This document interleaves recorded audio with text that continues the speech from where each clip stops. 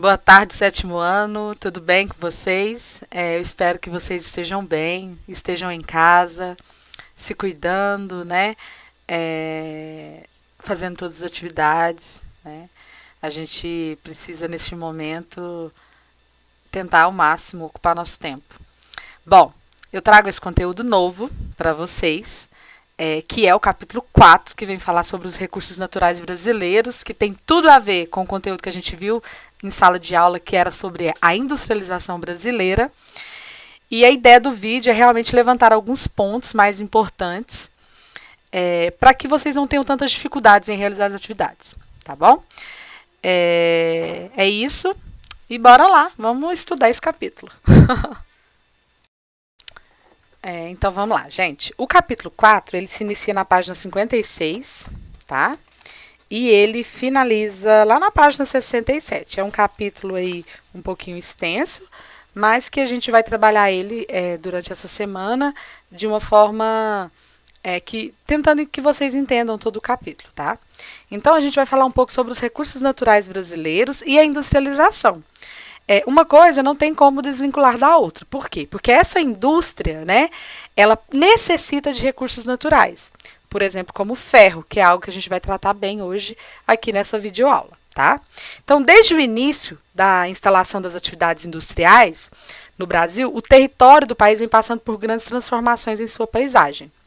Muitas delas causam impactos negativos significativos para o meio ambiente e para as populações locais, que já existiam antes da chegada da indústria, tá? Então, a gente vai falar um pouco de como esses recursos naturais brasileiros ele vem influenciando tanto na indústria como na vida das pessoas, tá? E também falar um pouco sobre a base geológica do Brasil. A gente sabe que muitos minerais, muitos recursos minerais, eles são, né, próprio da nossa geologia, né? E a gente vai falar um pouco sobre essa questão da base geológica do território brasileiro. Então, a estrutura geológica de um lugar refere-se a que tipo de material compõe o seu solo e subsolo, ou seja, a geologia de um lugar ela vai falar sobre as rochas, sobre os minerais, sobre o solo que se encontra em determinada área, tá? Então, a estrutura geológica brasileira ela é classificada considerando 3 unidades básicas: os dobramentos antigos, as bacias sedimentares e os crátons, ou escudos cristalinos, também chamados de maciços cristalinos antigos. O livro de vocês ele só traz 2, as bacias sedimentares e os escudos cristalinos. Mas, mesmo assim, eu trouxe aqui o nome dos dobramentos antigos para vocês terem essa noção, tá bom? Então, vamos lá. O que são esses dobramentos antigos? Eles também são chamados de cadeias orogênicas, ou seja, cadeias que se formam, né, a partir de fenômenos horizontais, né, que são resultantes do erguimento lento e horizontal, tá? São dobramentos que são do período arqueozoico, período proteozoico, tá? E que já foram bastante desgastados pelos agentes erosivos, como a água da chuva, o vento. Essa parte aqui eu só estou trazendo para vocês, porque o livro mesmo nem traz, só para vocês terem esse conhecimento. Já as bacias sedimentares, né, são bacias que são feitas a partir de sedimentos, ou seja, são resultantes do acúmulo em áreas mais baixas de sedimentos e detritos oriundos do desgaste sofrido pelas rochas de terrenos mais altos ao longo do tempo geológico. Então, vamos pensar em uma montanha, aqui uma serra, e aqui embaixo, né, eu tenho um lugar rebaixado. Então, vai tendo um desgaste lá em cima, né, de chuva, vento, tudo isso, e vai trazendo sedimentos aqui para baixo, tá bom? Então, tudo isso vai fazer, né, com que eu tenha uma bacia sedimentar que foi gerada a partir, né, por exemplo, de um morro. E nesses sedimentos, eu não vou ter simplesmente, por exemplo, solo, rochas e minerais. Eu vou ter pedacinhos de árvore, folhas, né, galhos, tudo isso, mesmo animais, tá? Então, essas bacias são formadas a partir, né, de sedimentos oriundos deste desgaste. Bom, ela recobre cerca de 64% do território brasileiro, então a maior parte do território brasileiro é formado por bacias sedimentares. E nelas encontram-se os combustíveis fósseis, que é o carvão mineral e o petróleo, né? 2 componentes econômicos super importantes para a economia do Brasil.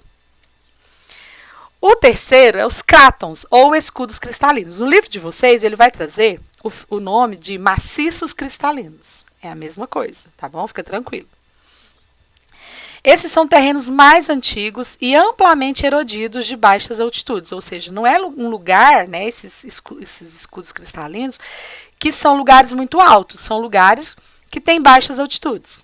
Os crátons encontrados no norte do Brasil e nas Guianas são exceções, pois possuem grandes altitudes. Então, tem 2 desses locais, né, que são mais altos, as altitudes são mais elevadas, tá, em relação ao nível do mar, ok? Então, vamos pensar agora, né, eu estou lá na página 57, se vocês quiserem seguir comigo, eu trago um mapa aí que tem no livro de vocês, mas ele está com a legenda um pouco diferente, mas vocês vão perceber que tem a mesma lógica. A importância econômica dos maciços cristalinos antigos. Então, vamos ver aqui na imagem, gente, o que são esses maciços, né? Ou escudos, que é a mesma coisa, não esquece, né? Então, olha aqui a minha legenda. O bege, né, esse laranjinha claro, é o predomínio das rochas sedimentares, ou seja, das minhas bacias sedimentares. O marrom são o predomínio de rochas cristalinas, ou seja, os maciços cristalinos. Então, no Brasil, onde você vê, né, esse marrom, são maciços cristalinos, ou seja, escudos. Então, aqui eu tenho os escudos das Guianas, os escudos do Brasil Central, né, os dobramentos de Brasília, aqui o escudo atlântico, né? Então, esses maciços antigos, né, brasileiros, eles possuem numerosas jazidas de diversos minérios, que têm grande importância econômica, caso do ferro, do manganês, do cobre e da bauxita. Aí eu pergunto para vocês, será que o ferro é importante para a indústria? Lembra que eu falei para vocês que é uma sequência? Então, tem uma grande importância, né? Todas as indústrias, a maioria delas, elas necessitam, né, do ferro, né?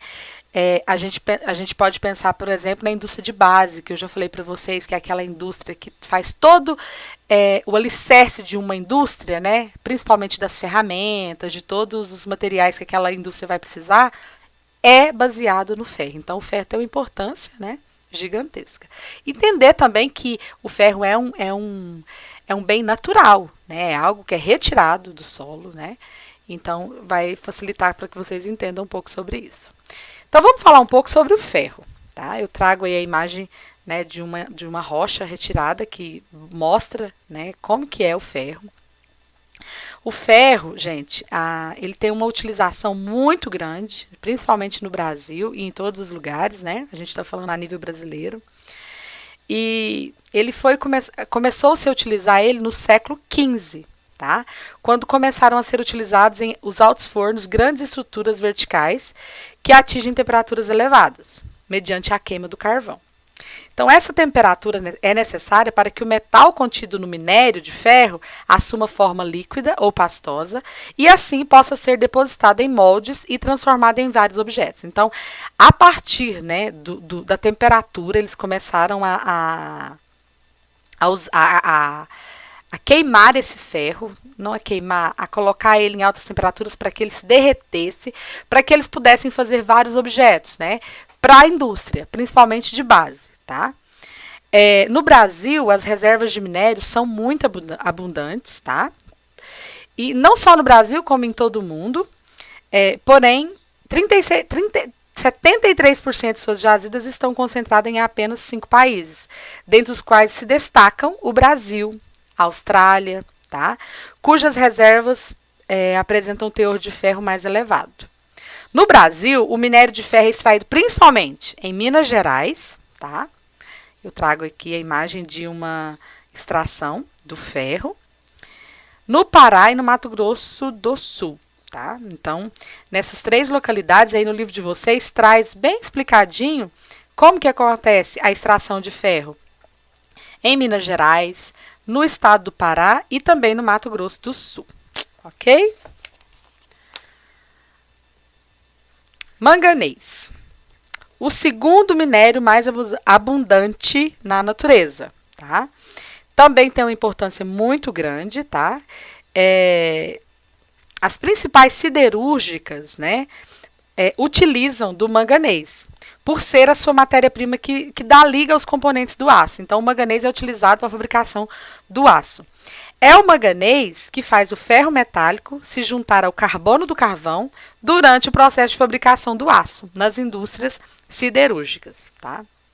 Então, aí no livro de vocês, se vocês derem uma olhada, tem até um local de mineração do manganês, de ferro, de maciço, em Urucum, em Corumbá, no Mato Grosso do Sul, tá? Ele também é um dos minerais mais importantes. Olha aí, a gente vê a retirada, né, do manganês. E por último, que o livro de vocês traz, não que não existam outros minerais, mas o livro de vocês trazem esses três como os três principais, né? E também ele traz um ordenamento de abundância na natureza, né? Primeiro o ferro, segundo o manganês e terceiro a bauxita. Bom, a bauxita ela é considerada um minério de alumínio, tá? O alumínio não é encontrado na natureza em estado puro. Então, eles acham essa rocha aí, tá? A bauxita. Sua produção depende do refinamento da bauxita, minério que foi descoberto apenas no século XIX. Então, há pouco tempo, eles vêm trabalhando com a bauxita e perceberam que ela tem o alumínio, ok? A bauxita, gente, ela é o terceiro mineral mais abundante na natureza. Seu nome deve-se à localização da jazida, onde esse recurso natural foi identificado pela primeira vez, na França, tá? Que é Les Bauges. Então, o nome da bauxita vem a partir da localidade que ele foi encontrado, tá? Ela foi utilizada na França por muito tempo, né? Porque foi aonde ela foi encontrada, tá? E no Brasil a gente acaba encontrando a bauxita, né, nos escudos cristalinos ou maciços cristalinos, tá? Aí a gente vê, né, onde que tem uma mineração de bauxita. Bom, pessoal, como eu disse para vocês, as bacias sedimentares elas são formadas a partir, né, do intemperismo que age sobre a crosta terrestre, fazendo que os sedimentos se soltem de lugares mais altos e que cheguem, né, até esses lugares rebaixados. E aí, a partir daí, vão formar essas bacias sedimentares.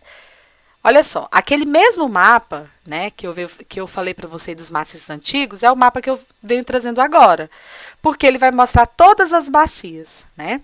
Então, o que eu preciso entender? Que essas bacias sedimentares, elas surgem a partir dos maciços antigos, tá? Por quê? Porque a partir desses locais foram criadas essas bacias sedimentares, ou seja, os lugares mais rebaixados, mais planos, né, cheios de sedimentos, né, que vão gerar dois dos nossos principais minérios, que é o petróleo e também o carvão mineral, tá bom? Então, vamos lá.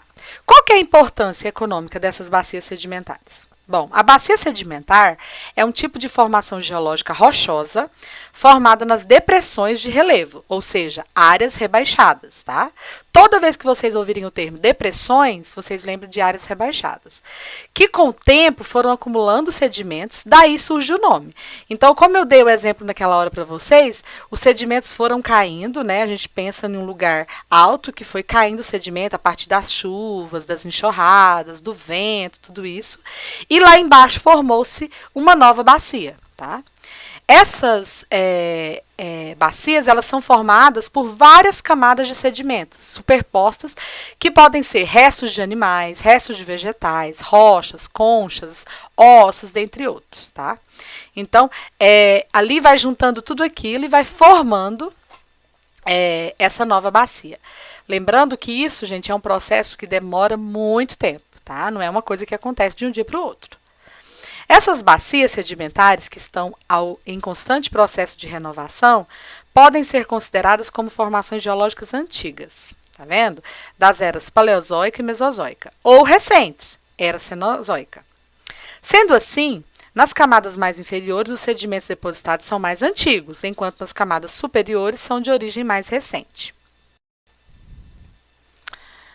Bom, pouco a pouco, por processos naturais de longa duração na Terra, a matéria orgânica presente nas rochas sedimentares se decompôs e deu origem ao petróleo e ao carvão mineral, recursos minerais de grande valor econômico. Bom, Aí eu trago aqui para vocês o petróleo, né, a matéria-prima dele. Eu estou falando realmente de o material que é encontrado na natureza.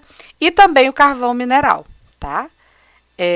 Que tem um valor econômico muito importante para a economia do Brasil. Vocês sabem disso. Então, esse petróleo, gente, ele se formou há centenas de milhões de anos, pelo soterramento, né, e pela decomposição de restos de animais, de vegetais marinhos.